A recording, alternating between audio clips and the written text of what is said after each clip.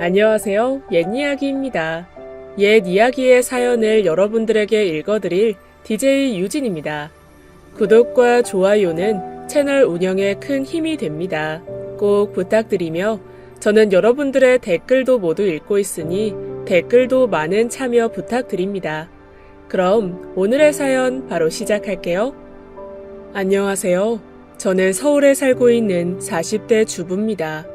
9년 전 잔잔한 호수와 같이 평안하고 행복한 제 인생에 돌을 던지다 못해 바위돌을 연타로 날렸던 그녀에 대한 이야기를 들려드리려고 해요. 그 이상한 여자를 만나기 전 남편과 만나게 된 결정적인 계기는 천사 같은 시부모님 때문이었습니다. 병원에서 간호사로 근무하던 저는 유달리 눈과 손이 더 가는 환자분이 계셨습니다. 병원에 오시는 분들이 다 아프신 분들이고 늘 아프다 힘들다 라는 말들 뿐이니 사명감을 갖고 일을 하면서도 저도 심적으로 많이 힘들었는데 늘 저를 볼 때마다 햇살처럼 웃어주시고 한 번씩 토닥여 주시는 환자분이셨죠. 너무나 고우신 분이었습니다. 심장이 많이 안 좋으셔서 병원에 자주 내원하셨는데 입원을 며칠씩 하실 때마다 제 이름을 불러주시면서 간식을 챙겨주시거나 따뜻하게 대해주셨어요. 꼭 엄마처럼 말이죠. 그리고 그 환자분의 남편분도 못지않게 제게 다정하셨습니다. 아이고, 이렇게 고운 손으로 주사바늘도 쑥쑥 잘 넣고 얼굴도 곱고 너무 예뻐. 엄마는 이런 딸 둬서 얼마나 좋으실까? 보는 것도 아깝겠네. 어쩜 이렇게 착한지 천사가 따로 없다. 두 분 다 봉사를 다니시거나 남들을 돕는 일도 많이 하셨고 제가 근무하는 병원에 후원금도 내시는 분들이셨어요. 그러던 어느 날 몇 년을 꼬박 두 분만 뵙다가 어느 날 아들이라고 병원에 찾아왔는데 두 분께서 제게 아들 며느리를 하면 참 좋겠다면서 처음으로 절 곤란하게 하셨어요. 며느리감으로 눈여겨봤다면서 말이죠. 난처하기는 했지만 아들이라는 분이 썩 괜찮아 보였고 특히나 두 분의 며느리라면 번호표 뽑고라도 되고 싶기도 했습니다. 괜히 어색해하면서도 싫지는 않아서 웃고 넘기곤 했죠. 그러던 어느 날 쉬는 날에 모르는 번호로 연락이 왔어요. 그 두 분의 아드님이 저에게 연락을 했습니다. 만나볼 생각이 없는지 말이에요. 부담 갖지 말고 딱 5번만 만나보고 결정하면 좋겠다고 제안을 했습니다. 저 아무한테나 연락하고 접근하는 가벼운 사람 아니에요. 오래간 부모님께 간호사님 이야기도 들어왔었고 그때 병원에서 뵀을 때 인상이 좋았어요. 따로 꼭 만나고 싶습니다. 환자 가족과 따로 연락하고 만난다는 게 영 마음에 걸려서 불편한 내색을 했더니 자신이 빵집을 운영하고 있다면서 부담 없이 빵을 먹으러 오라는 거예요. 그래서 그렇게 시작됐습니다. 크게 베이커리를 운영하는 사람이었고 고아원이나 어려운 사람에게 빵도 제공하고 시부모님 못지않게 훌륭한 사람이었어요. 그리고 1년 정도 만남을 이어오다 제가 마음을 열 쯤 제게 이야기를 해주었습니다. 천사 같은 그 시부모님이 자신을 입양해 주신 부모님이라고 말이죠. 저희 부모님이 친부모님은 아니세요. 전 두 분의 입양아예요. 하지만 워낙 어릴 때 입양이 된 터라 친아들이랑 마찬가지예요. 어머니 뱃속에서 나온 건 아니지만 가슴에서 나온 아들이에요. 한 번도 친부모님이라 생각하지 않은 적이 없어요. 그만큼 사랑하는 부모님이에요. 놀라긴 했지만 오래간 두 분을 겪어왔기 때문에 그럴 수도 있겠다고 생각했어요. 남편이 두 분의 입양아라는 건 제게 별로 장애가 되지 않았습니다. 그저 들었던 생각은 그럼에도 남편은 참 바르게 자랐구나 싶었죠. 시부모님 두 분께 친아들도 이렇게까지는 못하겠다 싶을 만큼 잘했고 남편이 큰소리 한 번 내는 것을 본 적이 없었습니다. 게다가 연애 때부터 줄곧 제게 존대어를 썼어요. 관계가 깊어지고 편해져도 존중해주는 태도는 달라지지 않았습니다. 친정 부모님 기념일이나 생신도 다 저장해서 기억해두고는 저보다도 더 잘 챙겼습니다. 몇 번씩 직접 방문해서 선물을 드리거나 인사를 드리며 식사 대접을 하기도 했죠. 하나뿐인 제 남동생과도 꼭 친형처럼 잘 어울렸습니다. 모든 게 완벽한 사람이었죠. 그렇게 조심스레 만남을 시작해서 꼬박 3년을 만났습니다. 남편은 저를 오래 기다려 주었어요. 자신이 입양하라서 흠이 있다는 이유로 말이죠. 제가 먼저 선택해주길 기다렸던 거죠. 그리고 시부모님들께서도 저와 남편이 만남을 시작한 이후에는 병원을 옮기셨어요. 되려 제게 조심스러우셔서 말이에요. 부담을 느껴서 관계가 틀어질까봐 그러셨겠죠. 그러던 중 교대 근무를 하던 제가 오전 근무 고정으로 전환이 가능하던 시점에 먼저 말했습니다. 이제 결혼해도 될 것 같다고 말이죠. 저의 그 말에 남편은 그저 안아주었고 그간 조심스레 대해주시던 시부모님께서도 더욱 적극적으로 절 챙겨주셨습니다. 병원에 미리 떡과 음료를 돌리며 며느리 잘 부탁한다고 인사도 해주시고 담당 전공의 선생님들께 일일이 말씀도 해주셨어요. 며느리가 실수를 해도 너그러이 봐달라면서 말이죠.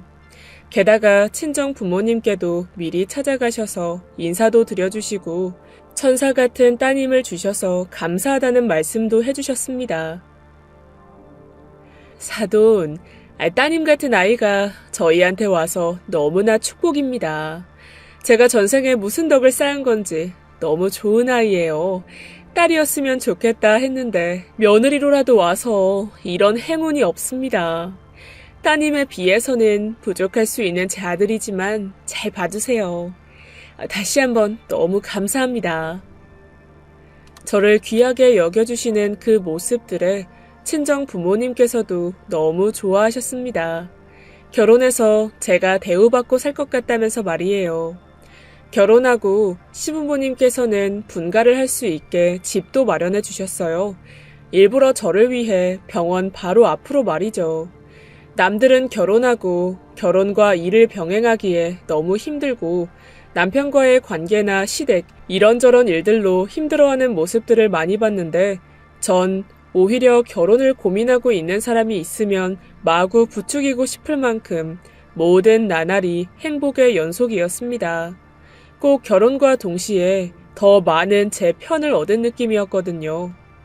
게다가 과하다 싶으실 정도로 시부모님께서는 혹여라도 제가 불편해할까봐 집에 찾아오지도 않으셨고 한 번씩 연락을 미리 해주시거나 남편을 통해서나 안부를 전하시곤 하셨습니다.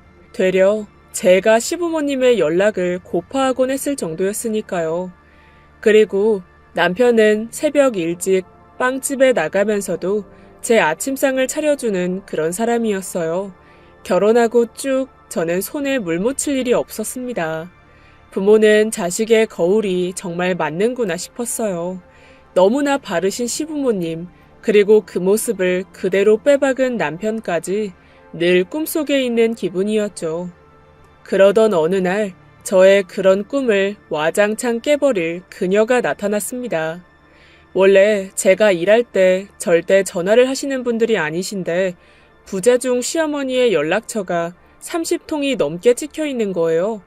혹시라도 다시 심장병이 재발하신 건가 급한 일인가 싶어서 바로 연락을 드렸더니 받지를 않으셨습니다. 남편도 바쁜지 연락이 되지 않았죠. 발을 동동대던 와중에 시아버님께 연락이 왔습니다. 저희 신혼집에 누가 찾아갈 거라면서 말이죠. 말씀하시길 어려워하시면서 더는 말을 잇지 못하셨고 그저 누가 올 거라고만 알고 있었어요. 다른 친척분들이 인사하러 오시는 건지 일단은 손님이 오신다기에 퇴근하는 대로 집으로 가서는 상을 준비했습니다. 그러다 남편이 퇴근하여 돌아왔고 하루 종일 빵집에 문제가 생겨서 연락이 안 되었다 했습니다. 시아버님께서 전해주신 말씀을 남편에게 말했고 남편도 모르는 눈치였어요. 그리고 띵동 하고는 초대하지 않은 손님이 등장했습니다. 제가 달려가 문을 열었더니 대뜸 아기 사진 한 장을 제 눈앞에 내밀었습니다. 그리곤 자신이 남편의 친모라며 절 밀어제끼고 집 안으로 들어섰어요. 네가 민준이니? 아들, 내 아들. 내가 널 얼마나 찾았는지 몰라. 죽기 전엔 보나 했는데 이렇게나 보네. 아들, 엄마야, 엄마. 네 엄마야, 내가. 아이고, 하느님, 신령님, 우리 아들 드디어 찾았습니다. 남편을 보더니 갑자기 오열을 하면서 아들 아들 외치시는데 그 순간 눈앞이 깜깜하고 무언가 설명하기 힘든 불편함이 밀려왔어요. 이게 무슨 상황인 건지 이해도 어려웠고 말이죠. 저와 똑같은 상황인 남편도 어안이 벙벙한 상태로 친모라는 사람을 그저 바라보았죠. 이제 좀 흥분이 가라앉았는지 친모라는 분은 그 사진을 다시금 남편에게 보여주며 말했습니다. 남편이 자신의 친아들이고 고아원에 잠시 맡긴 거였는데 이렇게 오래간 떨어질지 몰랐다고요. 꼭 시부모님께서 경솔하게 남편을 채간 것처럼 말씀하셨습니다. 아니, 그 양반들은 왜 멀쩡한 남의 자식을 홀랑 채가서는 말이야. 부모 행세나 하고 앉아있고. 내가 그렇게나 찾아댔는데 이건 납치다, 납치야. 남의 새끼 데려가다 호강이나 하고 있고 이렇게나 잘 살고 있으니 말이야. 내 속은 썩어 문드러지고 환장할 지경이었는데 나쁜 인간들. 친모라는 분이 건넨 사진은 남편의 4살 때 사진이었고 사진 뒤편에는 남편의 어릴 적 이름과 맡길 수밖에 없었던 구구절절한 사연이 적혀 있었습니다. 내 아들 민준이 처음 엄마 하던 날 엄마 소리 처음 듣자마자 떨어지게 돼서 미안해. 엄마가 꼭 찾으러 올게. 보고 싶어도 100번만 참아. 꼭 데리러 올게. 엄마 원망하지 말아줘. 어쩔 수 없었어. 돈 많이 벌어서 돌아올게. 사랑해 민준아. 남편은 그걸 다 보고서야 눈물을 흘리면서 친모를 안아주었습니다. 그리고 얼마 지나서 시부모님께서 급하게 저희 집으로 오셨죠. 남편의 친어머니는 저희에게 오시기 이전에 이미 시부모님을 만난 듯 했습니다. 제가 일할 때 급히 연락을 주셨던 게 다 친모 때문이신 듯 했어요. 당황스럽기는 했지만 어찌됐건 친어머니를 찾게 돼서 기뻤습니다. 남편의 표정이 너무 행복해 보였고 그런 둘을 바라보는 시부모님 표정도 뿌듯해 보였거든요. 그렇게 동화 같은 감동 스토리인 줄 알았는데 저에게는 지옥문이 열리는 시발점이었어요. 감격도 잠시 친어머니는 그 다음날 짐을 잔뜩 싸서는 신혼집으로 다시 오셨습니다. 앞으로 남은 생 아들과 그간 못 지낼 시간 보내고 싶으시다면서 말이죠. 하지만 그럴 수도 있지 하고 이해만 하기에는 친모의 태도는 안하무인이었어요. 무작정 짐부터 밀어놓고 보낸 태도하며 저에게 야야거리는 말투, 남편에게 이리저리 삿대질을 하면서 방이 마음에 안 드니 안방이랑 바꿔달라며 떼를 쓰거나 꼭 누가 보면 집에 찾아온 사채업자처럼 굴었습니다. 뭐 받을 거 있는 사람처럼 남편과 저를 대했죠. 살아오신 인생에 굴곡이 있으셨나 보다며 남편은 제 어깨를 토닥이기만 했죠. 이해해 달라는 듯이 말이에요. 아무래도 너무 힘들게 거칠게 살아오신 모양이에요. 처음이니까 불편할 수 있는데 그래도 친어머니시니까 당신이 좀 이해해줘요. 부탁해요. 마음 불편하게 해서 미안해요. 저도 그때는 그러려니 했습니다. 그런데 그렇게 그분을 집에 들이고 남편과 함께 출근을 했는데 계속해서 친모에게 연락이 왔어요. 야야, 너넨 집에서 물만 먹고 사니? 뭐 냉장고에 든 게 없어. 넌 여자애가 왜 그러니? 제대로 하는 게 없나 본데 정신 똑바로 차리고 살아. 내가 가르칠 게 한두 개가 아니네 아주. 머리를 어디에 쓰는 거야? 장식이니? 집에 먹을 게 왜 이것뿐이냐며 살림을 왜 이따위로 하느냐면서 말이죠. 전화로 시집살이 시키는 상황이 지속되는데 미치겠더라고요. 집에 가서 말씀드릴게요 라고 계속 전화를 끊으려고 해도 싹수 없다면서 어디서 어른에게 그따위 말투냐며 밑도 끝도 없는 말뿐이었습니다. 도저히 감당이 어려워서 시부모님께 연락을 드렸어요. 이런저런 일들이 있다면서 너무 불편하다고 말이죠. 하소연을 좀 했어요. 어머니, 저 너무 힘들어요. 그분 너무 이상해요. 저한테 말도 심하게 하시고 머리가 장식이냐는 말까지도 들었어요. 그리고 남편한테도 함부로 하시고 무슨 저희 집을 숙박업소처럼 사용하고 계세요. 어떻게 해야 될지 종잡을 수가 없네요. 진짜 미치겠어요. 시부모님께서도 남편처럼 아무래도 힘들게 사셨던 것 같다면서 조금만 참아달라고 저를 다독여 주셨습니다. 그러니 조금 풀리기는 했어요. 집에 도착하니 입구부터 난리도 아니었어요. 신발장부터 시작해서 집안 구석구석을 도둑이 든 것처럼 뒤져 놓으신 겁니다.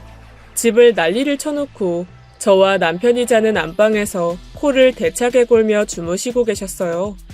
그 와중에 시어머니랍시고 전 눈치를 보면서 어질러 놓으신 걸 치웠습니다. 남편이 퇴근해서 돌아올 때까지 2시간 내내 말이에요. 그런데 친모께서 제 옷들은 물론이고 속옷이나 폐물들도 전부 뒤져놓고 몇 가지 폐물들은 없어져 있는 거예요. 다 시부모님께서 제게 사주신 건데 말이죠. 제가 주변에서 부스럭거리고 치우고 있으니 그제야 쩝쩝대며 일어나시더니 왜 시끄럽게 깨우냐고 되려 화를 내시는 겁니다. 그래서 깨어나신 김에 금가락지랑 목걸이 보셨는지 물어봤어요. 어머니, 혹시 여기 폐물함에 작은 반지랑 샤넬 목걸이 보셨어요? 좀 소중한 거라서 제가 깊게 넣어뒀는데 그게 지금 열어보신 것 같아서요. 혹시 보시고 바닥에 떨어뜨리셨나요? 아님 다른 방에 있을까요? 그건 특히나 시어머니께서 저와 직접 구경하면서 사주신 거라서 다른 것들보다 더 애착이 있었거든요. 제가 묻자 갑자기 버럭 화를 내시더니 야 이년아, 너 지금 나 도둑년 취급하는 거니? 이게 싸가지만 없는 줄 알았더니 개념도 상실했네? 미친 것이 진짜 돌았나? 아주 분에 넘치는 남자 만나서 편하게 사니까 되는 게 없어. 아주 정신이 홀딱 깨게 해줄까? 이 미친놈 같은 게. 자기를 도둑년 취급하냐면서 돌연 베고 계시던 베개로 제 얼굴을 후려치셨습니다. 너무 당황해서 맞은 얼굴을 감싸면서 뭐 하시는 거냐고 물으니 자기를 도둑년 취급했으니 맞아도 싸다면서 욕을 한 바가지를 뱉고는 바닥에 침을 칵 뱉으시는 겁니다. 너무 당황해서 얼어있는데 그때 남편이 들어왔어요. 삐리 하고 현관문 닫히는 소리에 갑자기 친모는 울기 시작했습니다. 제가 자기를 도둑 취급했다면서 말이에요. 어떻게 네가 나를 좀도둑 취급을 하니? 내가 네 걸 가져가면 무얼해? 내가 진짜 힘들게 아들을 만났는데 기쁜 것 없이 이런 취급이나 당하고 정말 속상하다. 속상해. 내가 나가주면 네 속이 편하겠니? 며느리한테 문전박대나 당하고 서럽다. 서러워 내 인생. 그 소리에 남편은 당황스러워하면서 절 바라봤어요. 그때 제 볼이 퍼렇게 쓸려 있어서 제 얼굴을 감싸면서 남편이 속삭였습니다. 조금만 이라면서 말이죠. 무슨 상황이었는지 묻지 않고 그저 제게 참으라는 말이었죠. 미안하다면서요. 남편의 친어머니는 남편이 자기 편을 들지 않고 저부터 살피니 더 패악을 부리셨습니다. 침대에 대자로 누워서는 서럽다면서 고함을 치셨죠. 저도 무서웠지만 그때 제 얼굴을 감싸주던 남편 손도 떨리고 있었어요. 남편이 안쓰러워서 맞아서 아픈 게 싹 잊혀지더라고요. 그리고 제가 똑바로 행동해야겠다는 생각이 들었어요. 남편은 진정이 겨우 된 친모에게 물었어요. 그간 어떻게 살아오신 건지, 어디에 거처가 있으셨는지 말이죠. 그랬더니 우물쭈물 말을 제대로 안 하더니 힘들었다고만 했습니다. 돈이 없어서 여기저기 신세를 졌다고 말이죠. 내가 제대로 배운 것도 없고 부모도 없으니 가진 게 있어야 말이지. 넌 낳았는데 거둘 돈이 없으니까 바닷가 식당에서 잡일도 하고 남의 집 살이하고 개법 같은 시원찮은 밥 얻어먹으면서 힘들게 살았다. 죽다 살았어 아주. 진짜 죽을 참에 너라도 찾았으니 얼마나 다행이냐. 그리고 남편이 자신을 어떻게 찾은 거냐 물었더니 가지고 있는 모든 재산을 털어서 흥신소에 의뢰를 했답니다. 죽기 전에는 만나고 싶었다고 말이에요. 그런 사연을 들으니 남편은 친모의 손을 감싸주더니 먼저 찾지 못해 미안하다며 울었습니다. 친모가 살아있는지도 몰랐다고 말이죠. 그리고 안아드렸죠. 그 모습을 보니 너무 마음이 아팠습니다. 그간의 친모의 삶이 안타깝기도 했고 그런 엄마의 삶을 불쌍해하는 남편까지도 말이죠. 그리고 그 후부터 친모는 더욱 기고만장해졌습니다. 아주 다양한 방식들로 제게 시집살이를 시작하셨어요. 일하고 있을 땐 물론이고 집에 있을 땐 더 심했습니다. 아무것도 안 하시고 집에서 먹고 자기만 하시는데 심심하셨는지 드라마를 보다가 뭐가 먹고 싶냐면서 사오라고 하시거나 손가락이 휑하다면서 가져간 제 폐물로도 부족했는지 이런저런 걸 요구하셨죠. 제가 해드릴 수 있는 선에서는 최대한 해드렸습니다. 집안에서 그러시는 것까지는 정말 괜찮았어요. 그런데 점점 친모의 영역은 넓어졌습니다. 남편의 빵집에 한번 가보고 싶다고 제게 데려다 달라고 하시더니 빵집에 가서 직원들을 종부리듯 부리시고 빵집 손님들한테 함부로 말하기도 하시고 깡패가 그런 깡패가 없었어요. 남편 빵집에서 2년 넘게 일하던 착한 직원이 있었는데 언니, 저 그만둬야 될 것 같아요. 얼마 전에는 그 할머니가 자기 먹고 싶은 빵 그냥 안 줬다고 아르바이트생한테 던졌어요. 그래서 그 알바생 그만둬서 저 12시간씩 일하고 있어요. 새로 뽑은 알바생도 그만두고 싶대요. 자꾸 미친 할머니가 난동 부린다고요. 걔까지 그만두면 저도 진짜 못 버텨요. 저도 바로 그만둘 거예요.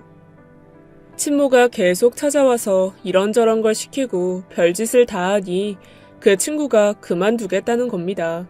너무 힘들다고 말이죠. 저랑도 친분이 꽤 두터워서 이런저런 사정을 하면서 그 친구를 붙잡았어요. 제가 친모가 빵집에 못 가도록 잘하겠다면서 말이죠. 겨우 말렸습니다. 게다가 제가 일하는 병원에도 찾아와서는 제 동료들에게 제 험담을 하시거나 이런저런 걸 물으며 캐셨습니다.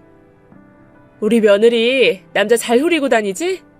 그 전에도 좀 돈 있어 보이고 때깔 좋은 환자 보면 들러붙지 않았어? 얘기 좀 해줘봐. 여우도 그런 상여우가 없던데? 간호사도 시집 잘 가려고 한 거 아닌가 몰라. 남자 관계가 어땠는지 병원에서 환자 가족에게 접근해서 결혼한 거 보면 작정한 거라느니 말이죠. 그리고 몰랐었는데 시 부모님께도 찾아가서는 그간 남편에게 받아온 효도를 돌려달라는 말도 안 되는 억지를 부리시고 이런저런 것들을 뜯어내셨더라고요. 남편이 빵집 하면서 돈 벌어서 시부모님 갖다 드린 것들을 몇 프로 떼달라면서 말이죠. 그러면서 시어머니께서 아이를 못 낳아서 자기 아들을 데려갔으니 원래 아이를 낳아서 키우는데 드는 평균 금액 굳었으니 그것도 내놓으라고 말이에요. 구해준 사람 보따리 내놓으라는 말도 안 되는 심보를 부렸습니다. 한참을 모르다가 시부모님 친구분께서 그 자리에 같이 계셨다고 제게 따로 연락을 주셔서 알게 되었습니다. 아휴, 우리 며느님이 시부모님 좀 잘 챙겨야겠어. 그 여자 보통이 아니야. 아무리 친모여도 자기 아들 키워준 귀한 분들한테 어찌 그런 입에 담지도 못할 말을 해대는지. 나라면 넙죽 절을 해도 모자랄 것 같은데 말이야. 무서운 여자야. 내가 옆에 있어서 그 정도였지. 아마 없었으면 멱살잡이라도 할 판이었어. 친모만 아니면 쫓아내기라도 할 텐데 어디 그런. 에휴. 정말 어마무시한 분이 아닐 수 없었습니다. 그리고 제게는 어느 날 갑자기 자기가 엄연히 시어머니인데 왜 친정 식구들 소개를 안 시켜주냐면서 억지를 부리셨어요. 맞는 말씀이시기는 하나 그때는 아직 친정 부모님께 사정을 말씀드리기 전이었어서 친정 부모님께 그간의 모든 일들을 차근히 설명을 드리고 자리를 마련했습니다. 그런데 그 자리에서 또 실언을 계속하셨습니다. 딸 장사 잘 돼서 좋으시냐면서 말이에요. 너무 궁금했는데 이제야 뵙네. 아주 장사꾼들이셔. 어디 감히 내 아들 같은 남자를 잡아가지고 이게 웬 떡이냐 싶었죠? 복 받으신 줄이나 아셔. 남편은 그저 고개를 숙이고 아무 말 못하고 있었고 저는 원래 그런 분이니 그저 한숨만 쉴 수밖에 없었습니다. 저와 남편을 늘 응원해주던 남동생이 걱정을 했어요. 누나, 아무리 봐도 너무 아나무인이던데. 괜찮아? 같이 산다면서 잘 살 수 있겠어? 혹시 힘든 일 생기면 나한테 전화해. 내가 바로 달려갈게. 뭐 매형이 잘하긴 하겠지만 혹시 모르니까. 알았지? 남들이 보기에도 한없이 복잡하고 막막한 상황이니 제가 거기에 뭐라고 말을 할 수 있겠어요. 그저 괜찮으니 걱정 말라는 말밖에는 할 수 없었죠. 하지만 얼마 안 가 남편이 늘 내게 조금만 참아달라고 하는 것들도 서서히 무너지기 시작했습니다. 악독한 남편의 침모에게 시달리던 어느 날 저에게 둘도 없는 마음의 은신처이자 천사 같으신 시어머니께서 정말 하늘로 돌아가셨습니다. 하늘은 정말 착하고 선한 사람은 빨리 데려가신다더니 너무 빨리 데려가셨어요. 원래 남은 여생이 얼마 없으셨는데 저 때문에 병원을 옮기셔서 잘 알지 못했어요. 시아버지와 남편은 미리 알고 있는 듯 숙연히 받아들였습니다. 시어머니께서 제가 걱정할까봐 말하지 말아달라고 하셨다는군요. 이제 막 시집 왔는데 아픈 시어머니라니 너무 짐이 될까봐 그러셨다고요. 저는 돌아가신 시어머니를 안고 크게 울부짖었습니다. 남편과의 관계를 떠나서 시어머니와의 추억이 정말 많았어요. 제가 일하다가 힘들어서 비상계단에서 기대어 잠들 때면 조용히 제 옆에 앉으셔서는 어깨를 빌려주시던 분이셨고 제 주머니에 몰래 커피를 넣어주시거나 일부러 저에게 콜을 하시고는 맛있는 걸 챙겨주시거나 잠시 눈을 붙이라고도 하셨던 분이었어요. 손목이 욱신거려서 주물댈 때는 다가오셔서 손목을 주물러 주시고 얼굴을 쓰다듬어 주셨습니다. 정말 엄마 같은 그런 분이셨어요. 그렇게 보내드린 게 너무 죄송하고 감사했습니다. 시어머니라는 인연으로라도 만날 수 있게 해주셔서요.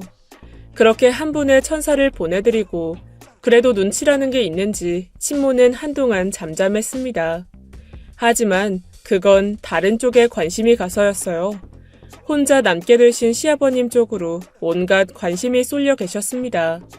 몇 번씩 저와 남편에게 시아버님이 혼자 계시니 신경 좀 쓰라면서 같이 식사할 기회를 만드셨는데 꼭 자신이 시아버님의 부인인 마냥 옆자리에 꼭 붙어서는 먹여줄 듯이 행동을 하시거나 당신 하면서 돌아가신 시어머니처럼 굴며 행동하셨습니다.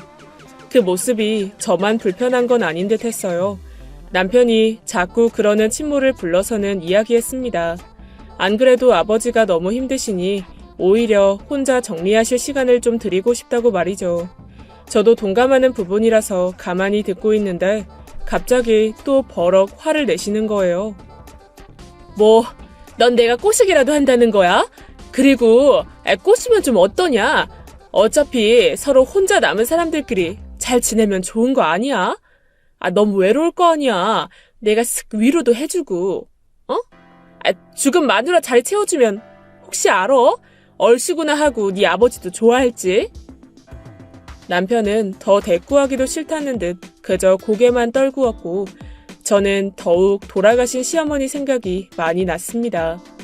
시어머니 두 분이셨는데 왜 하필 그분을 데려가신 거냐며 원망스러웠고요. 대신 이분을 데려가시지 하고 말입니다. 그 정도로 저도 마음이 단단히 틀어져 있었고 남편도 슬슬 무시로 일관하기 시작했습니다. 그러던 중 이전에는 잘 몰랐는데 이상한 점들이 발견됐어요. 또 시아버지께 가셔서 집을 비우신 와중에 친모가 매일 들고 다니는 작은 가방이 눈에 띄었어요. 거의 분신처럼 들고 다니는데 무슨 정신이신지 웬일로 두고 가셨길래 벌어져 있는 가방을 보니 궁금증이 생겨 저도 모르게 뒤져보게 되었습니다. 그런데 친모의 주민등록증이 이상했어요. 분명 고아원에 등록된 인적사항에는 60년생이셨는데 64년생이고 이름도 달랐습니다. 남편도 친어머니 성함은 분명히 기억하고 있었는데 성 자체가 달랐어요. 친모는 이씨인데 심씨였습니다. 이상한 건 그뿐만이 아니었어요. 하도 시아버님과 밥 먹자고 자주 부추기셔서 식사를 하는데 어느 날은 식당에서 땅콩이 들어간 반찬이 나오길래 제가 남편 앞에 있던 걸 치워달라고 했어요. 남편이 심한 땅콩 알러지가 있어서 혹시라도 잘못 집어먹을까봐 말이죠. 그랬더니 친모가 왜 그걸 반납하냐면서 남편에게 골고루 먹으라는 겁니다. 편식하지 말라면서 화까지 내면서 말이죠. 남편이 땅콩을 먹으면 호흡곤란이 와요. 저와 연애할 때 제가 몰라서 땅콩 캔디를 먹고 남편과 키스를 했는데 남편이 거의 기절하다시피 발작을 일으키고 난리도 아니었습니다. 그 정도로 소량만 감지해도 난리가 나는 사람인데 어릴 때부터 가지고 있던 알레르기인데 그걸 생모가 모르다니요. 그리고 남편이 귀 뒤에 별 모양 점이 있어요. 그래서 시어머니께서 남편을 어린 왕자라고 부르셨습니다. 애칭처럼 말이죠. 귀에 별을 품은 아이라면서 말이에요. 그런데 친모는 귀 뒤에 점이 있다는 사실 자체를 모르고 있는 거예요. 워낙 특이해서 고아원 기록에도 남아있었는데 말이죠. 심지어 그 특이사항은 친모가 편지로 남겨둔 거였어요. 여러 이상한 의심들이 쌓여가면서 자세히 알아봐야겠다는 생각이 들었습니다. 혹시나 하는 마음에 시아버지께도 여쭤보니 따로 확인하신 건 없고 그저 가져왔던 그 사진 하나로 납득을 하셨다고 했습니다. 분명 마음이 약하신 분들이라서 취조하듯 확인하고 묻지도 않으셨을 겁니다. 그래서 저는 처음으로 남동생에게 SOS를 쳤어요. 남동생 여자친구가 경찰이라서 좀 알아봐 달라고 부탁했습니다. 남동생은 불법이라 안 된다고 했지만 같이 있었던 여자친구가 선뜻 나름 합법적인 방법으로 알아봐 주겠다고 해줬어요. 그리고 며칠이 지나지 않아서 남동생 여자친구에게 연락을 받았습니다. 남편의 친모는 이미 2년 전에 사망했었다고 말입니다. 사망 신고가 되어 있다고 말이죠. 너무 놀라서 얼어붙어 있는데 음주운전 교통사고로 사망해서 그때 보호자로 온 사람이 지금 친모라는 그분 성함하고 같다는 겁니다. 같이 살았던 친구분이었던 것 같다고 말이죠. 언니, 이거 사기 사건이에요. 사칭해서 그러고 있는 거잖아요. 신고 접수된 것도 있네요.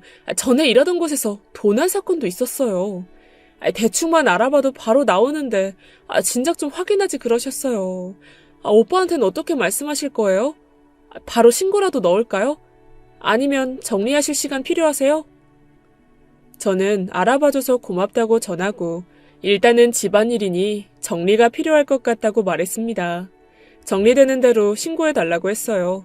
그리고 이 모든 사실을 남편에게 어떻게 전해야 될지 너무 어려웠습니다.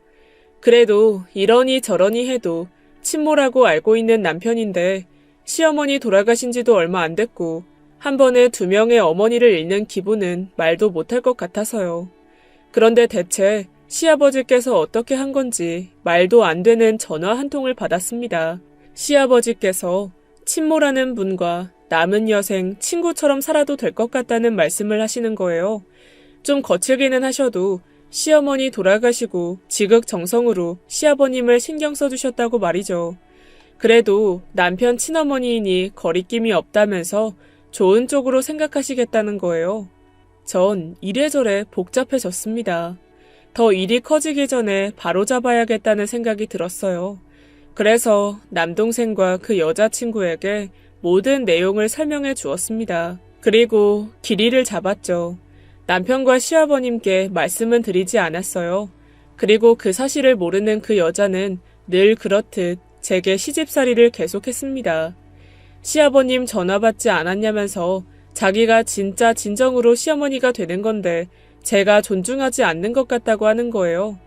그렇게 제게 따지는데 목에 반짝거리는 목걸이가 보였습니다. 제가 돌아가신 시어머니 생신 선물로 사드렸던 다이아 목걸이였어요. 시어머니 탄생석으로 따로 주문했던 거라서 세상에 하나밖에 없는 거였죠. 바로 알아보고 물으니 시아버지께서 주셨다는 거예요. 시아버지께서 절대 그런 걸 함부로 주실 분이 아니라는 걸 알고 있었고 제 폐물도 마구 훔쳐가신 분이니 뻔했죠. 시아버님 댁에 가서 몰래 훔쳐왔을 게 뻔해서 더 물을 것도 없었습니다. 전 이제껏 억눌려 왔던 걸 모두 봉인해제 한 채 마구 내뱉었습니다. 이봐요. 어디서 훔친 주제에 받았다고 거짓말을 하세요, 아주머니? 그거 내가 우리 하늘 같은 시어머니한테 선물로 맞춰드린 거예요. 우리 어머니 보석함도 제가 만들어드린 거라서 그 목걸이 보석함 뒤지지 않는 이상 어디 들은지 찾기도 어려운 위치에 있던 거예요. 대체 시댁에서 얼마나 뒤져서 챙기신 거예요, 아주머니? 언제까지 되지도 않는 시어머니 행세하실 거냐고요. 아니, 사기꾼아. 다들 착해서 어찌저찌 속인 모양인데 당신도 알다시피 나는 그 착한 사람들이랑 다르게 여우의 속물이라 안 속아. 이 도둑년아. 내가 당신 좋아하는 액세서리 큰 거 채워줄 테니까 기다려. 은팔찌 철컹철컹 하는 거 큰 거 한번 차봐. 제가 바락바락 소리를 지르며 말하자 그 사기꾼이 움찔하더군요. 그러다 남편이 들어오는 소리가 들리자 또 쇼를 하기 시작했어요. 아이고 아이고 곡소리를 남발하면서 숨이 넘어갈 듯이 울어댔죠. 그러자 남편에게 말했습니다. 이건 모두 쇼에 지나지 않고 친어머니가 아니시라고 말이죠. 그간 남동생과 그 여자친구들에게서 알아낸 모든 것들을 내뱉었습니다. 그런데 남편이 당황하지 않고 제게 말했습니다. 남편도 이미 감지하고 있었다고 말이죠. 친어머니께서 남편을 고아원에 맡길 때 나비 모양 브로치를 남겼는데 그 존재에 대해 모르고 있었다면서 돌아가신 친어머니가 유일하게 남긴 유품인데 그걸 모른다는 게 납득이 가지 않았고 얼마 전에 친모 사망 소식을 알게 됐다고 했습니다. 남편도 어떻게 정리할지 고민하고 있었던 모양이더라고요. 그래서 전 바로 남동생에게 고라고 문자를 보냈습니다. 남편이 그 여자에게 원망의 말들을 내뱉던 도중 경찰들이 집으로 왔습니다. 그 여자를 경찰에게 인계하기 전에 남편이 물었습니다. 당신은 내 어머니를 어떻게 아시는 건가요? 그거라도 말하고 가세요. 나랑 쪽방에서 월세 같이 반반씩 내면서 살던 언니였어. 친한 언니. 하지만 그 여자는 마지막까지도 거짓말로 일관했습니다. 알고 보니 그 여자가 보증금에다가 남편의 친어머니께서 모아두신 돈까지 들고 도망가는 바람에 그 여자를 찾으러 나갔다가 교통사고가 나신 거였어요. 이전부터 그 여자에게 친어머니께서 아들 찾으러 갈 거라고 몇 번씩 사진을 보여주며 말했다는데 그것까지 이용해 먹은 거였죠.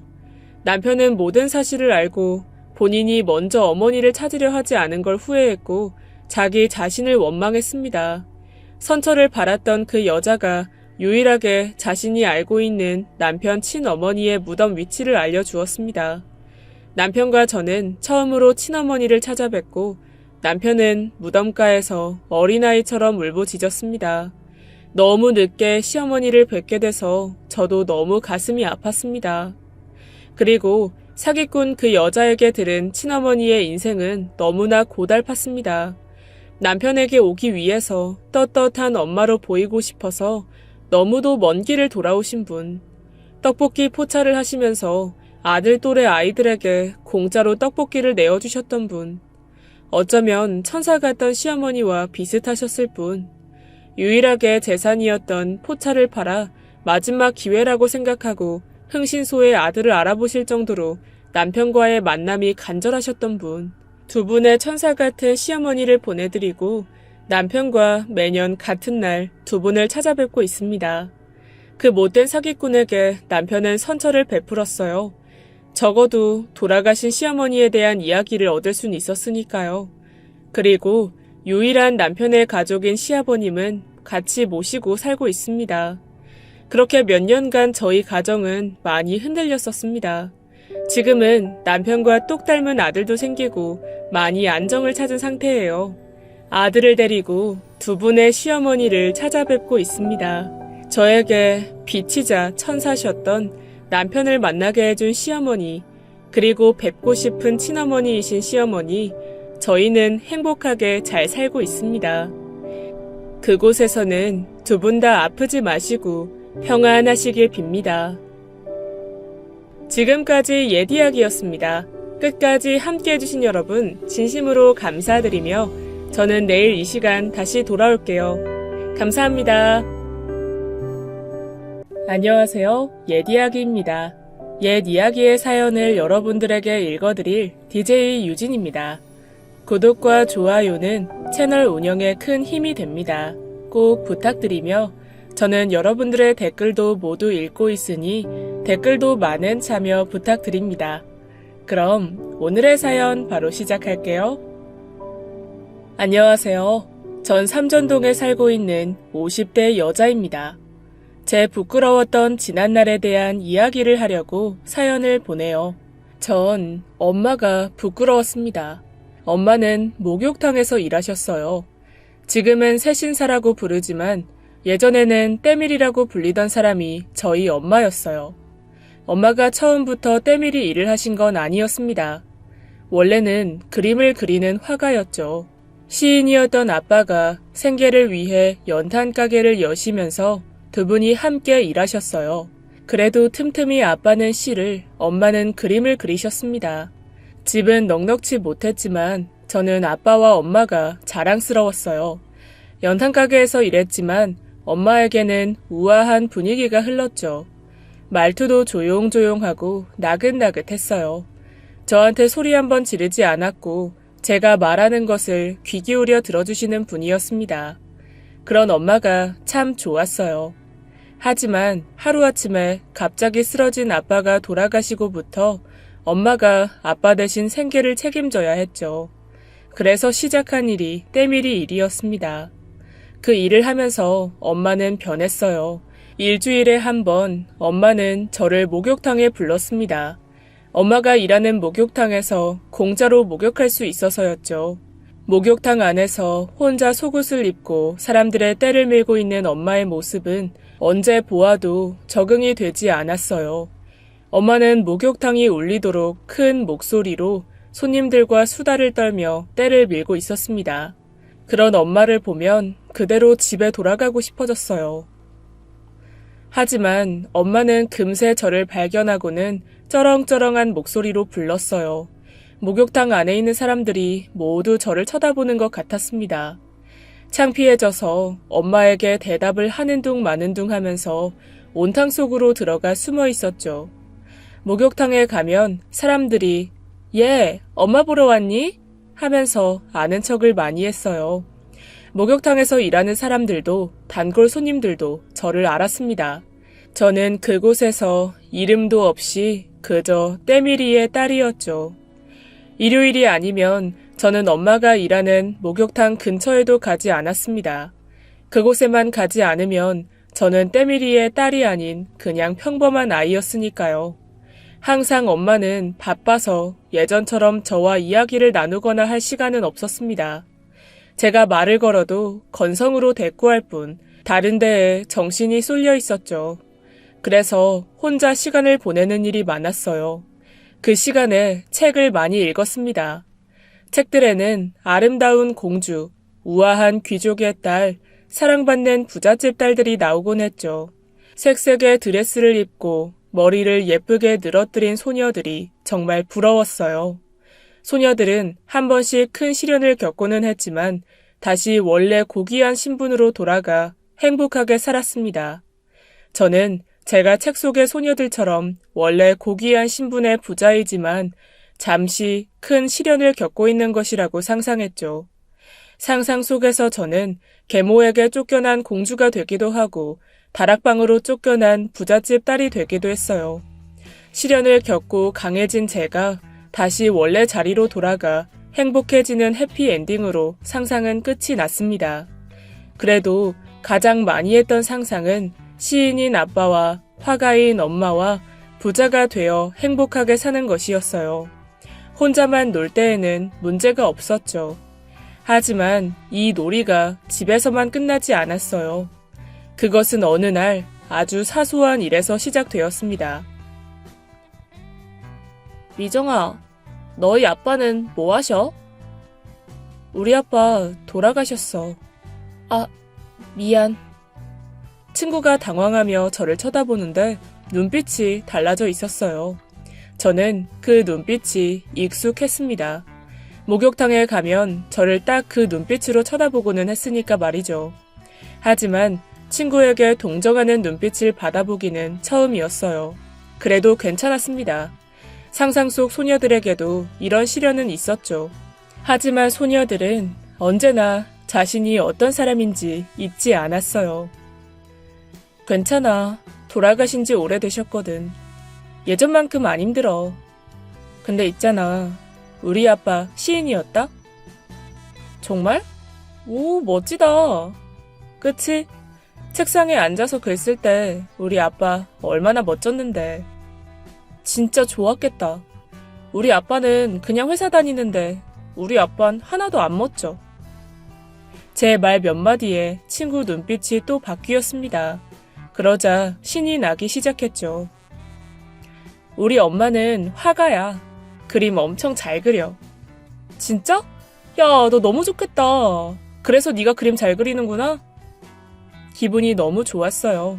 친구가 부러워하자 저는 정말 제가 상상 속 소녀가 된 기분이었죠. 점점 더 신이 나서 계속 떠들었습니다. 아빠는 대학 교수이자 시인이었고 엄마는 유명한 화가, 나는 사랑받는 외동딸이라고요. 아빠가 해외여행 다녀와서 내게 준 진귀한 선물들이며 엄마 아빠와 가본 신기한 여행들에 대해 쉬지 않고 떠들었죠. 물론 다 책에서 읽은 이야기였습니다. 신이 나서 말하는 동안 친구들이 몰려들었어요. 친구들은 감탄하며 제 이야기를 들었죠. 저는 뒷감당도 생각은 못하고 그저 기뻤습니다. 하지만 거짓말을 유지하는 것은 정말 어려운 일이었어요. 친구들은 자꾸 우리 집에 가보고 싶다고 했죠. 그럴 때마다 저는 가슴이 철렁거렸습니다. 엄마가 그림 그릴 때 예민하셔서 집에 아무도 못 오게 한다고 또 거짓말을 했어요. 친구들이 제가 실은 허름한 단층집 쪽방에 새들어 살고 있다는 것을 알까봐 걱정이었습니다. 그래서 학교 끝나고 집에 갈 때마다 저희 집과 반대 방향으로 갔죠.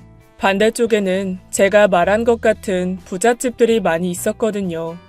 간혹 그 동네에 사는 친구가 있으면 그때마다 또 그럴듯한 거짓말로 둘러댔습니다. 학년이 바뀌어도 제 거짓말은 계속됐어요. 그러던 6학년의 어느 일요일이었습니다. 그날도 엄마가 목욕탕에 오라고 한 날이었죠. 목욕탕에 갔더니 엄마가 없어 온탕에 들어가 엄마를 기다리고 있었어요. 미정아, 야, 네가 여기까지 웬일이야? 지영아. 같은 반 친구 지영이었습니다. 심장이 바깥으로 튀어나오는 것 같았어요. 당장 이곳을 벗어나야 됐죠. 너 이 동네 안 살잖아. 여기까지 어떻게 왔어? 그냥 한번 와봤어. 넌 이 동네 사니? 난 여기 자주 와. 그래? 난 이제 다 해서 나가려고. 나중에 보자. 대화를 마치고 나가려는데 엄마가 들어왔습니다. 저는 획 몸을 돌려 앉았죠. 안 가? 간다며. 따뜻한 게 기분이 좋아서 조금만 더 있으려고. 그런데 등 뒤에서 쩌렁쩌렁한 엄마 목소리가 들려왔어요. 미정이 언제 왔니? 옆엔 누구야? 친구야? 미정아, 너한테 말하는 거 아니야? 저 때밀이 아줌마랑 알아? 아니, 내가 알긴 어떻게 알아. 미정아, 엄마 아직 일하고 있으니까 이따가 때밀어 줄게. 친구랑 놀고 있어. 알았지? 너희 엄마야? 아니야, 무슨 우리 엄마야. 아니라고, 나 모르는 사람이라고. 저도 모르게 커진 제 목소리가 목욕탕에 울렸습니다. 등 뒤에서 저를 부르던 엄마 목소리는 조용해졌죠. 전 큰일 났다 싶었어요. 얼굴이 화끈 달아올랐습니다. 그대로 달아나 버렸죠. 무슨 정신으로 옷을 입고 집에 갔는지 모르겠어요. 모든 게 끝났다 싶었습니다. 내일이면 학교에 제가 거짓말쟁이라는 소문이 돌겠죠. 저는 학교를 그만두는 수밖에 없다고 생각했어요. 걱정하면 할수록 점점 엄마에게 화가 났습니다. 늦게까지 일하고 들어온 엄마가 제 방에 들어왔어요. 저는 잔뜩 화가 나 자는 척하고 있었죠. 이정이 자니? 안 자는 것 같은데. 자고 있는데 왜 그래? 엄마한테 소리를 꽥 질렀어요. 엄마는 당황해서 저를 쳐다보고 있었죠. 내가 목욕탕 안 간다고 했지. 가기 싫다고 했지. 다 엄마 때문이야. 나 다시는 엄마 목욕탕 안 갈 거야. 나 거기 진짜 싫어. 싫다고. 다 엄마 때문이라고. 엄마 때문이야. 엄마에게 소리를 지른 건 그때가 처음이었습니다. 엄마는 한참을 절 쳐다보더니 한숨을 쉬며 말했어요. 그래, 그렇게 해. 엄마는 조용히 방을 나갔습니다. 엄마에게 소리를 지르고 나니 미안했죠. 하지만 죄송하다는 말 대신 이불을 뒤집어 쓰고 울었습니다. 다음 날 정말 학교 가기가 싫었어요. 학교는 평소와 같았습니다. 아직 지영이가 이야기를 안 했나 보다 하면서 하루 종일 초조하게 폭탄이 터지기를 기다렸죠. 하지만 아무 일도 없었어요. 지영이는 아무 이야기도 하지 않았습니다. 고마웠지만 오히려 지영이만 보면 죄 지은 사람처럼 피해 다녔죠. 그 이후로는 학교나 친구들 사이에서 별다른 일은 없었어요. 중학교와 고등학교 때는 국민학교 친구들과 헤어지기도 했고 서로 잘 이야기를 자세히 하지 않는 분위기여서 거짓말을 할 필요는 없었습니다. 다만 돈이 필요하다는 생각이 계속 들었죠. 목욕탕 일을 하기 시작하면서부터 엄마는 돈에 집착했어요. 시장에서 산 몇천 원짜리 옷 두어 벌을 계속 돌려 입었고 장 볼 때마다 10원 가지고 실랑이를 했습니다. 시장에서 유명했어요. 돈 아끼는 짠순이로 말이죠. 엄마와 함께 다니면서 자연스레 알았습니다. 사람들이 옷차림으로 사람을 판단한다는 것을 말이에요. 모르는 사람들도 허름한 차림을 한 엄마를 은근히 업신여겼고 무시했죠. 엄마가 때밀이라는 것을 전혀 모르는데도 말이에요. 그 사람들은 옆에 있는 제게도 같은 취급을 했습니다. 엄마는 아무렇지 않아 보였지만 그때마다 저는 치욕적이었어요. 엄마처럼 남루하게 다니고 싶지는 않았습니다. 하지만 엄마가 주는 용돈으로는 가난한 집 아이의 모습에서 벗어날 수 없었어요. 다행히 학교에서는 교복을 입었지만 주말에는 사복을 입어야 됐죠. 그리고 곧 대학교에 갈 생각을 하니 눈앞이 아찔했습니다. 거기에 돈이라면 벌벌 떠는 엄마가 과연 나를 대학교에 보내줄까 싶었어요. 그래서 내가 돈을 벌어야겠다고 생각했죠. 고등학생 때부터 아르바이트를 시작했습니다. 원래 공부는 잘하는 편이었어요. 그래도 아르바이트까지 하니 성적 유지하기가 힘들었죠. 그래서 학교에서 쉬는 시간, 점심시간에도 죽어라 공부를 했고 아르바이트를 하는 동안에도 틈틈이 공부를 했습니다. 열심히 산 만큼 수중에 돈이 생겼고 성적도 잘 나왔죠. 하지만 대학교 등록금을 마련할 정도는 아니었어요. 엄마, 나 대학교 한 학기 등록금만 대줘요. 그 다음부터는 장학금 받아서 다닐 테니까. 대학교에 가고 싶다는 표현을 이렇게 했습니다. 다행히 엄마는 등록금을 주겠다고 했어요. 그제야 마음이 놓였죠. 제가 대학교에 꼭 가야겠다 마음을 먹은 건 두 가지 이유에서였습니다. 우선 번듯한 직업을 갖고 싶었죠. 엄마처럼 살지 않겠다고 어릴 때부터 생각했으니까요. 그리고 엄마와 떨어져 살고 싶다는 이유도 있었습니다. 서울에 있는 대학교에 입학하게 되면서 저는 학교 기숙사에서 살았어요. 집에서 더 이상 엄마와 마주치지 않아도 된다는 것이 정말 좋았죠. 저는 엄마가 불편했거든요. 그 불편한 마음이 실은 죄책감이었다는 것을 알기까지는 꽤 오랜 시간이 걸렸습니다. 대학교에 가서도 열심히 살았어요. 성적 장학금은 당연히 받아야 했고 제가 살아갈 돈을 위해 근로장학금도 받아야 했죠. 학교 내 온갖 아르바이트를 했고 고등학생 과외도 했습니다. 그렇게 번 돈으로 저는 번듯한 옷차림새를 하고 다닐 수 있었어요. 어딜 봐도 가난한 집의 딸, 때밀이의 딸은 아니었습니다. 몸은 고단했지만 저 스스로가 대견스러웠죠. 물론 주변 친구들에게는 제가 열심히 아르바이트를 하는 이유를 꾸며댔습니다. 20살이면 당연히 독립해서 혼자 힘으로 살아야 하는 것 아니냐고 잘난 척하면서 말해두었거든요. 제 꿈대로 번듯한 직장에 들어가기 위해 친구들보다 몇 배는 노력했죠.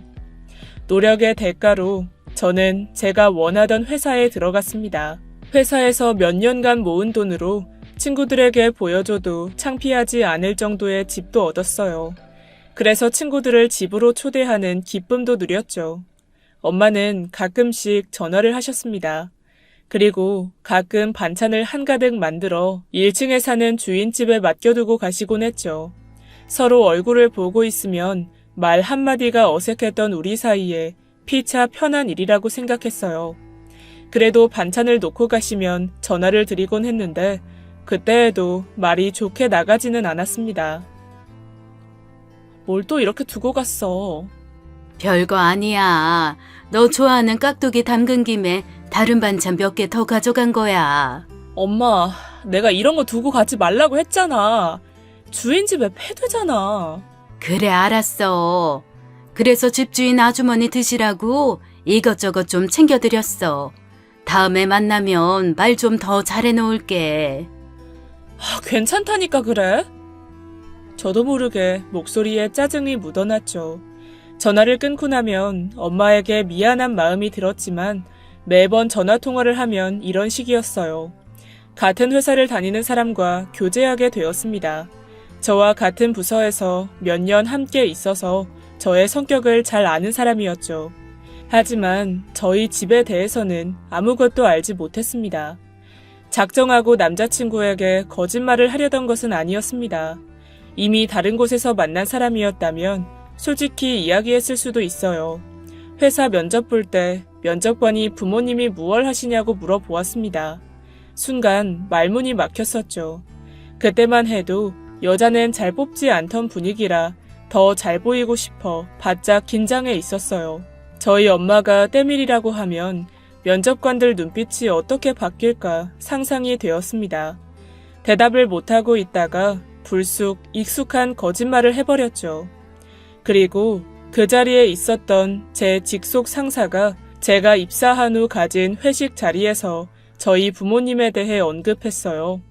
예술하시는 부모님 밑에서 자라서 그런지 참 다르다고 하면서 말이죠. 그 회식 자리에는 나중에 제 남자친구가 된 사람도 있었습니다. 그래서 남자친구는 제가 시인 아빠와 화가 엄마 밑에서 부족함 없이 잘 자란 외동딸인 줄만 알고 있었어요.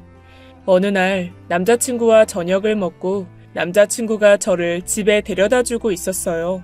어둑어둑한 골목 앞에서 걸어오는 엄마를 보았죠. 엄마가 왜 그 시간에 거기 있었는지 모르겠어요. 엄마가 한창 일할 시간이었는데 말입니다.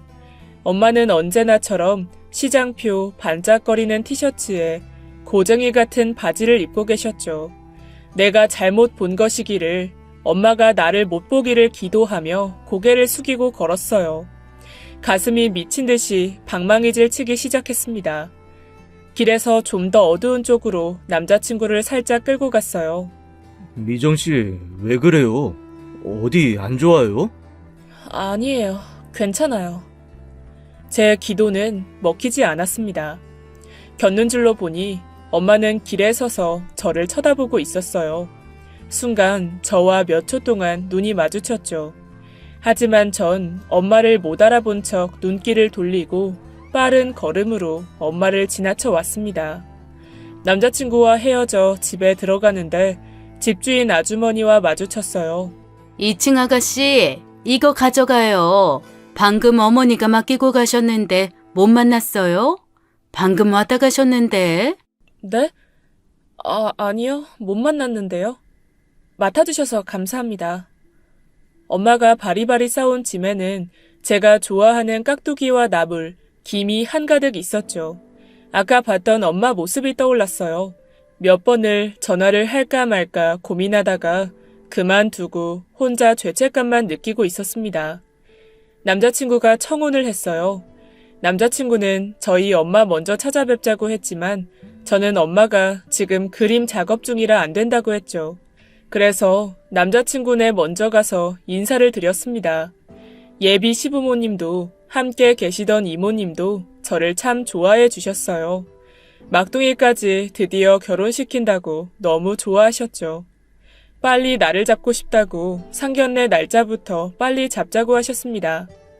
다행히 남자친구가 장모님이 요즘 바쁘시다니 좀 나중으로 잡자고 해줬어요. 상견례 이야기가 나오니 그동안 남자친구에게 거짓말 해온 것을 어떻게 해야 할지 막막했죠. 엄마에게는 어떻게 이야기해야 할지, 남자친구가 엄마를 보면 얼마나 놀랄지 걱정이었습니다. 그래서 엄마에게 이야기를 하지 못하고 차일피일 미루기만 했네요. 그러던 어느 날 엄마에게 전화가 왔습니다. 평소와 다르게 심각한 목소리였죠. 저보고 주말에 집으로 오라고 했어요. 이런 일은 처음이라 이상했습니다. 집에 가서 엄마 이야기를 듣고는 깜짝 놀랐어요. 엄마는 제가 결혼 준비를 한다는 것을 이미 알고 있었죠. 너 결혼 준비한다면서? 어떻게 알았어, 엄마? 너 엄마한테 말하기는 할 거였니? 며칠 내로 말할 생각이었어. 진짜야. 네가 날 어떻게 생각하는지는 잘 알고 있다만 결혼까지 이럴 줄은 몰랐다. 아니야, 그런 거. 그냥 결혼한다는 게 실감이 안 나서 그런 거야. 그런 소리 하지 마. 엄마는 물론 제 말을 믿는 눈치는 아니었습니다. 그래도 길게 이야기하지 않고 다른 이야기를 꺼냈어요. 네 신랑 굳이 인사 올 것 없어. 이렇게 사는 거 보여주고 싶지도 않을 테고. 그냥 바로 상견례에서 보자고 해. 그 순간에도 저는 집을 안 보여줘도 돼서 다행이다 안심했습니다. 근데 엄마 어떻게 알았어? 내 단골 손님한테 들었다. 엄마는 말하기도 귀찮다는 듯이 한마디 던지고는 가만히 있었어요. 하지만 제 결혼 소식을 아는 사람이 몇 없는데 어떻게 알았는지 신기해 자꾸 물어보았죠. 엄마가 일 끝나고 돈 정리를 하고 있는데 평소 친하게 지내는 단골 손님이 옆에 있다가 지갑 속에 있던 제 사진을 봤다고 합니다. 사진을 보고 어떻게 이 아가씨 사진을 가지고 있냐고 놀랐다네요. 알고 보니 그 단골 손님이 남자친구 댁에 인사를 드리러 갔을 때 뵈었던 남자친구 이모님이셨죠. 너 결혼하는 이야기를 내가 남한테 들어야겠니? 남자친구네 인사드리러 간 이야기까지 듣는데 어찌나 민망하든지. 엄마, 미안해. 엄마가 서랍에서 통장과 도장을 꺼내 저에게 주었습니다. 이거면 충분히 결혼 준비할 수 있을 거다. 이 정도면 부모 할도리는 어느 정도 한 것 같네. 엄마, 나 이렇게까지 필요 없어. 나도 돈 많이 모아놨어. 이 돈 다 놔주면 엄마는 어떻게 하려고 그래. 아니다. 나 네 생각보다 돈 많어. 설마 내가 전 재산 다 너한테 주겠니? 그리고 이게 마지막이니까 그냥 받아둬.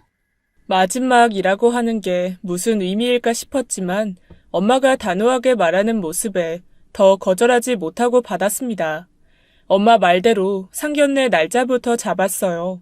제가 그동안 거짓말 해왔다는 것을 남자친구네에서 이미 알고 있을 거라고 생각했죠. 이모님에게서 이야기를 들었을 테니까요. 하지만 남자친구는 별말 하지 않았고 저도 물어보지 않았습니다. 엄마에게도 제가 거짓말 해왔다는 것을 차마 말하지 못했죠. 하지만 엄마도 어느 정도는 예상하고 계실 것 같았어요. 상견례 날이 되었습니다. 엄마가 먼저 도착해 있었죠. 처음에 엄마를 못 알아보았어요. 엄마는 제가 평소에 엄마에 대해 거짓말한 모습 그대로였습니다. 평소처럼 시장표 옷을 입은 허름한 모습이 아니라 우아하고 세련된 모습이었죠. 백화점 쇼윈도에서 봤던 중년 여성들의 세련된 투피스를 입고 있었어요. 가방도 제가 아는 유명 브랜드의 가방이었습니다. 미용실에도 다녀온 것 같았죠. 엄마가 화장한 모습은 아빠 돌아가신 후로 처음이었어요. 엄마가 치장하는 데 돈을 쓰다니 보면서도 믿기지 않았습니다. 엄마가 예전처럼 고와 보였어요.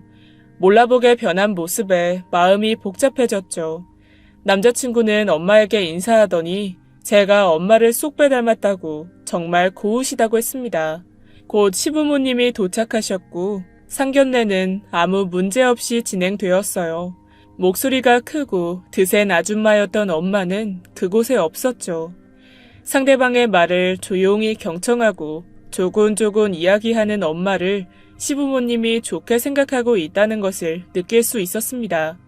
결혼을 어떻게 진행할지 의논한 후 엄마가 엄마의 직업에 대해 먼저 말을 꺼냈어요. 이미 김서방 이모님께 제 직업에 대해 이야기는 들으셨죠? 들으신 대로 저는 때밀이입니다. 남편이 갑자기 세상을 떠나고 참 막막했어요. 미정이는 아직 어렸고 제 그림이 팔리기는 했지만 생계를 책임질 정도는 아니었죠. 남편이 하던 연탄 가게를 혼자서 꾸려나갈 여력은 안 되었고요. 기술도 없는 제가 할 수 있는 일이 정말 없었습니다. 일을 하게 돼도 오래 일할 수 있는 곳이 없었고요. 이상한 일을 해보라는 권유만 자꾸 들어왔죠. 아무리 돈이 된다고 해도 그런 일은 할 수 없었어요. 그런데 다행히 제 사정을 아는 분이 자신이 아는 때밀이 일을 소개해줬습니다. 그분이 목욕탕도 소개해주고 일도 가르쳐줬어요. 하는 일은 곧했지만 돈 걱정 안 해도 됐고 무엇보다 한번 배워두니 일자리 걱정이 없었죠. 사람들 보기에 좋은 직업이 아니라는 건 저도 알고 있었어요. 하지만 이 일 덕분에 미정이를 키웠습니다. 그래서 전 제 직업이 부끄럽지 않아요. 엄마가 때밀이를 하게 된 이야기는 처음 들었어요.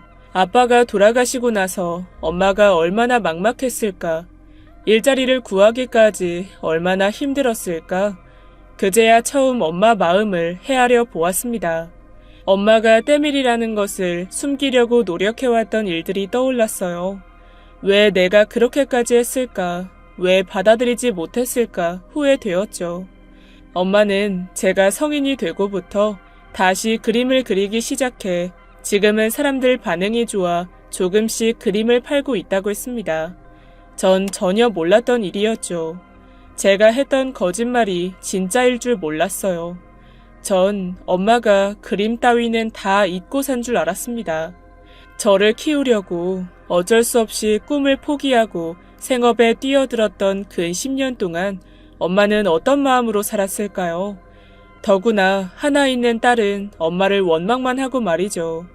시어머니는 엄마 이야기를 들으면서 눈가가 촉촉해지셨습니다. 그동안 얼마나 힘드셨겠어요. 곧 미정이도 결혼하고 이제 좀 편하게 사세요. 마음껏 그림도 그리시고요. 말씀 감사합니다. 제가 많이 부족한데 이렇게 미정이 받아주시고 감사합니다. 무슨 말씀이십니까? 부족하기는커녕 넘치십니다. 훈훈한 분위기로 상견례가 끝났어요. 엄마의 직업이 밝혀지면 세상 끝나는 것으로 생각했는데 막상 시부모님도 남자친구도 대수롭지 않게 받아들였죠. 정작 하나뿐인 딸은 받아들이는데 그렇게나 오랜 세월이 걸렸는데 말입니다. 시부모님과 헤어지고 나서 엄마와 이야기를 하고 싶었어요. 제 마음을 고백하고 싶었죠. 정말 죄송했다고, 정말 철없는 딸이었다고, 이제부터라도 엄마에게 효도하겠다고 말입니다. 하지만 엄마는 피곤하다며 바로 집으로 돌아가셨어요. 금방 엄마와 다시 만나 이야기를 나눌 수 있을 줄 알았습니다. 엄마와 함께 결혼 준비를 하고 싶었지만 엄마는 저 알아서 하라고만 하셨죠. 혼자 하는 결혼 준비에 회사 일에 하루하루가 정신없이 흘렀어요. 엄마도 그동안 바빴습니다.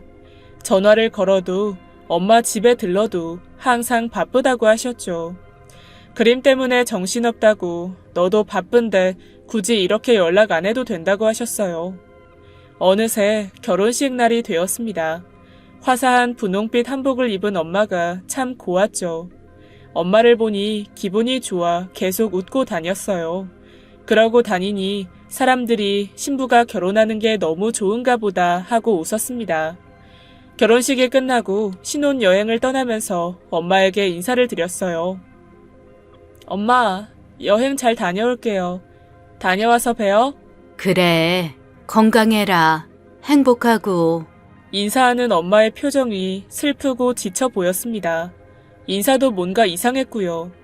그때 엄마를 붙잡고 왜 그렇게 인사하냐고 물어봤어야 했습니다.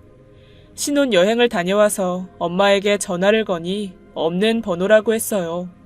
내가 없는 사이에 그새 전화번호를 바꾸셨나 이상하다 하면서 엄마 집에 찾아갔죠. 그런데 모르는 사람이 나오더군요. 며칠 전에 이사를 왔다고 했습니다. 이게 어떻게 된 일일까? 머릿속이 새하얘지면서 이사 온 사람이 하는 말이 귓가에서 멀어졌습니다. 엄마가 일하던 목욕탕에 찾아갔죠. 목욕탕에서는 엄마가 일 그만둔 지 꽤 되었는데 딸이 그것도 몰랐냐고 하더군요. 어릴 때 알았던 엄마의 동네 지인분들을 찾아다녔죠. 엄마가 어디 있는지 아는 사람이 아무도 없었어요. 미친 사람처럼 계속 엄마를 찾아 돌아다녔습니다. 하지만 그럴수록 제가 엄마에 대해 아는 것이 하나도 없다는 사실만 알 수 있었어요. 엄마가 마음을 털어놓는 사람이 누구인지, 엄마가 어디를 자주 다니는지, 쉬는 날에는 무엇을 하는지 무엇 하나 아는 것이 없었죠. 괴로운 날들이 흘렀습니다. 그 시간 동안 저는 제가 엄마에게 했던 행동들을 머릿속에서 되풀이했어요. 경찰에도 찾아갔죠. 하지만 경찰에서는 실종이라고 생각하지 않았습니다. 자발적으로 이사를 갔고 일을 그만둔 것이니까요. 지푸라기라도 잡고 싶은 심정으로 온갖 동네 목욕탕들을 닥치는 대로 가보았죠. 그림 판매상들도 만나고 갤러리들도 가보았습니다. 엄마를 아는 사람들도 있었지만 엄마가 어디 있는지 아는 사람은 없었어요. 시간은 잘도 흘렀습니다. 그 사이 저는 임신을 했어요. 하지만 아기가 들어선 지 얼마 되지 않아 유산을 했죠. 그리고 다시 임신했지만 역시 다시 유산이 되었습니다. 임신을 하고 유산을 할 때마다 더 엄마가 사무치게 그리웠어요. 남편은 제가 스트레스를 너무 많이 받아서 그런 것 같다고 했죠. 엄마가 사라지고 나서 남편에게 모든 것을 털어놓아 남편도 제 사정을 알고 있었습니다. 남편은 후회로 눈물을 펑펑 쏟는 저를 비난하지 않고 위로해 주었어요. 무엇을 해도 마음이 붕 떠 있었죠. 가만히 있으면 더 힘들어서 계속 몸을 움직였습니다. 평일에는 회사 일, 집안일을 쉬지 않고 했고 주말에는 교회에서 하는 봉사활동을 따라다녔어요. 남편은 제가 몸을 혹사시킨다고 걱정했지만 봉사활동을 하면서 저는 위로를 받았습니다.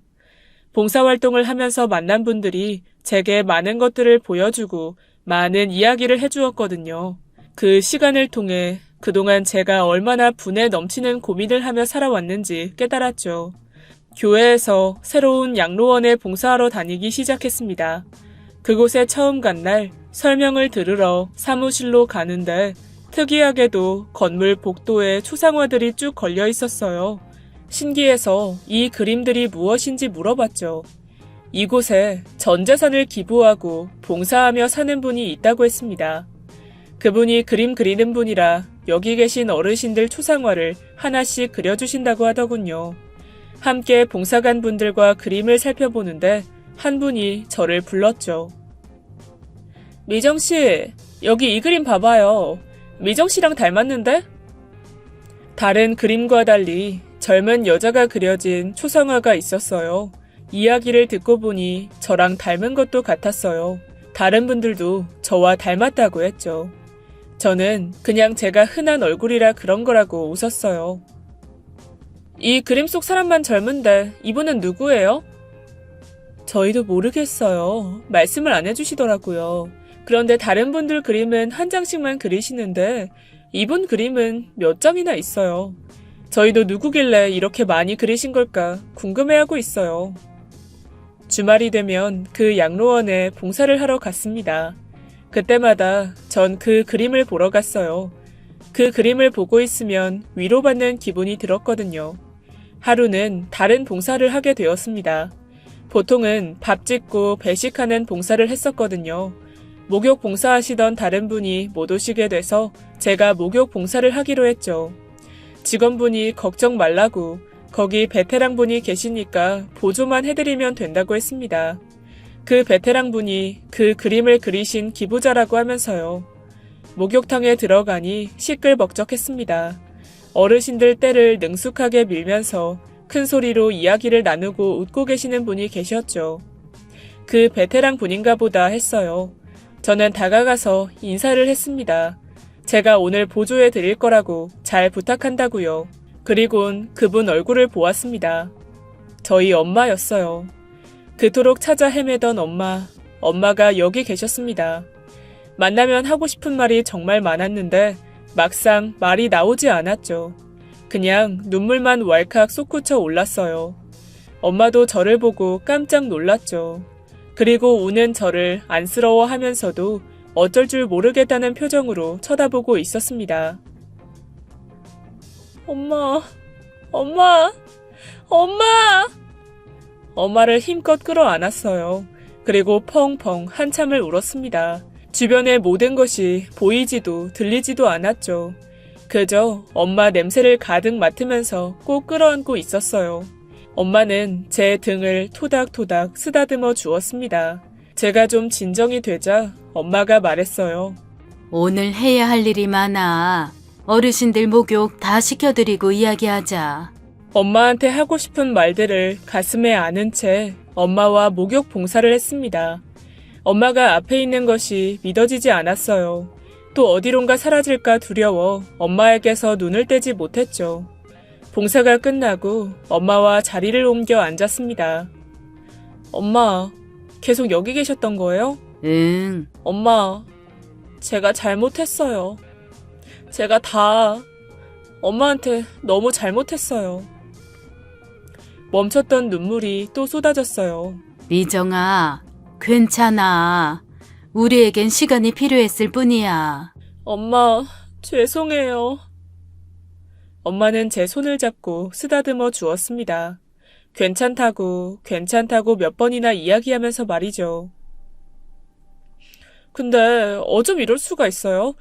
난 엄마가 살았는지 죽었는지도 몰랐어요. 엄마를 얼마나 찾아다녔는지 알아요? 그랬어?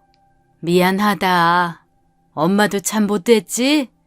잘못했다. 아니야. 이제 엄마 만났으니까 됐어요. 이제 다 됐어. 다시 어디로 사라지지만 마요. 그날 처음으로 엄마와 긴 이야기를 나눴습니다. 지난날 가지고 있던 못난 마음들을 털어놓았고 엄마가 사라진 시간 동안 얼마나 후회했는지 이야기를 했죠. 엄마를 너무 늦게 이해했다고 말했습니다. 엄마도 엄마 속 이야기를 털어놓았어요. 그냥 다 귀찮아졌었어. 다 부질없는 일이다 싶었고 왜 내가 그렇게 돈에 집착했는지도 모르겠고 네가 그럴만했어. 그땐 너한테 서운했지만 이제는 네 마음 안다. 너와 떨어져 지내다 보니 그제야 알겠더라. 나 때문에 네가 고생 많이 했지. 내가 무슨 고생을 해. 아니에요. 너 나한테 돈 한 푼 받아내기 어려워서 어릴 때부터 아르바이트 했잖아. 혼자 돈 벌어서 독립하고 학비도 처음에만 엄마한테 받고 나중에는 네가 벌어서 다 대고. 그거야 당연한 거지 뭐. 아니야. 참 내 딸이지만 야무지다 똘똘하다 했어. 나 사는데 지쳐서 너한테 살갑게 대하지도 못하고 칭찬 한번 해주지도 못했지. 너한테 뭐 해준 것도 없었는데 넌 항상 알아서 척척 공부도 잘하고 그랬지. 너 키우는 거 참 편했어. 왜 그런 소리를 해요? 나 혼내야지. 왜 칭찬을 해? 엄마 보고도 못 본 척하는 그런 딸이 어디 있어? 혼이라도 내지. 혼도 안 내고. 아니야. 내 딸을 왜 혼내? 밤이 되었고 우리는 양로원에 마련된 엄마 방에서 함께 잠들었습니다. 엄마가 어디론가 갈 것 같아 자다가도 몇 번이나 깨서 확인했어요. 그럴 때마다 엄마는 용케 제가 깬 것을 알고 제 등을 토닥여 주었죠. 어릴 때가 생각났습니다. 엄마가 저를 재워주던 밤, 엄마 냄새를 맡으며 잠들던 옛 추억이 떠올랐죠. 엄마를 많이 좋아했기 때문에 엄마가 변해버린 것을 더 그렇게 싫어했던 건 아닌가 했습니다. 다음 주말에 남편과 함께 엄마를 만나러 갔어요. 엄마는 저희가 도착한 것을 알고 한박 웃음을 짓고 멀리에서 뛰어왔죠. 남편이 인사하자 엄마가 남편을 안아주었습니다. 정말 미안했다고, 그렇게 사라져버려서 미안했다고 말하면서 말이죠. 그때부터 주말마다 엄마를 만났어요. 주로 저희가 엄마가 있는 양로원에 가서 함께 봉사를 했고 가끔은 엄마가 저희 집에 오셨죠. 엄마를 집에 모시자고 남편이 말해줘서 엄마에게 여러 번 이야기를 했지만 엄마는 완강했어요. 이제 그곳이 엄마 집이라고 했습니다. 그곳에 있는 것이 행복하다고 그냥 이대로 지내자고 했죠. 저희는 엄마 마음을 받아들였습니다. 이렇게 마음 편하고 행복했던 적은 아빠가 돌아가신 이후로 처음인 것 같았어요. 하루하루가 선물 같았어요. 저는 다시 임신을 했습니다. 이번에는 제발 아기를 잃지 않기를 남편과 엄마와 함께 매일 기도했어요. 마음이 편해져서인지 기도가 통해서인지 무사히 어려운 고비를 넘겨 아이를 낳았습니다. 아이를 무사히 낳은 것이 믿어지지 않아 자꾸 눈물이 났죠. 엄마는 아이 엄마가 그렇게 울면 안 된다고 혼냈어요. 엄마가 되면 울고 싶어도 참는 거라고 하면서 말이죠. 엄마는 그렇게 나를 키웠구나 싶어 울지 말라는데도 더 눈물이 났습니다. 아이는 딸이었어요. 엄마들이 보통 하는 말이 있죠. 너도 너 같은 딸 낳아보라는 말 말이에요. 딸을 보면서 나 같은 딸이어도 좋다. 얼마든 당해도 좋다 생각했습니다. 엄마가 산후조리 해주신다고 한동안 저희 집에 계셨어요. 저희 딸을 참 많이도 예뻐해 주셨죠. 산후조리가 끝나고 나서도 엄마는 아이를 보러 집에 자주 오셨습니다. 아이와 많이 놀아주셨어요. 그러면서 한 번씩 한숨을 쉬셨죠. 커가는 아이를 볼수록 제가 어렸을 때가 생각이 난다고 했습니다. 왜 내가 너한테는 이렇게 못해줬을까 후회가 된다고 했어요. 그만큼 더 지금의 저에게, 저희 아이에게 잘해주고 싶다고 했죠. 그렇게 말해주는 엄마가 참 고마웠습니다. 아이가 좀 크고부터는 아이와 남편과 함께 엄마가 계신 양로원에 가서 함께 봉사를 했어요. 행복한 시간은 참 빨리도 지나가더군요. 어느새 아이는 대학생이 되었어요. 아이가 큰 만큼 저도 남편도 나이를 먹었죠. 엄마에게도 세월이 비껴가지 않았습니다. 연세에 비해 건강했던 엄마가 갑자기 쓰러지셨고 갑자기 돌아가셨어요. 아빠가 돌아가셨을 때처럼 참 갑작스러웠죠. 지금도 저는 주말마다 엄마가 계시던 양로원에 갑니다. 엄마 대신 목욕 봉사를 해요. 긴 시간 동안 엄마와 목욕 봉사를 했더니 엄마만큼은 아니겠지만 나름 베테랑이 되었죠. 양로원에서는 다른 자원봉사자들이 오면 저를 이렇게 소개합니다. 베테랑이시라고 제 보조만 해주시면 된다고 말이죠. 엄마를 소개하던 말이 저에게 온 것을 들을 때마다 엄마를 생각해요. 제 사연 들어주셔서 감사합니다. 지금까지 옛 이야기였습니다. 끝까지 함께 해주신 여러분 진심으로 감사드리며 저는 내일 이 시간 다시 돌아올게요. 감사합니다.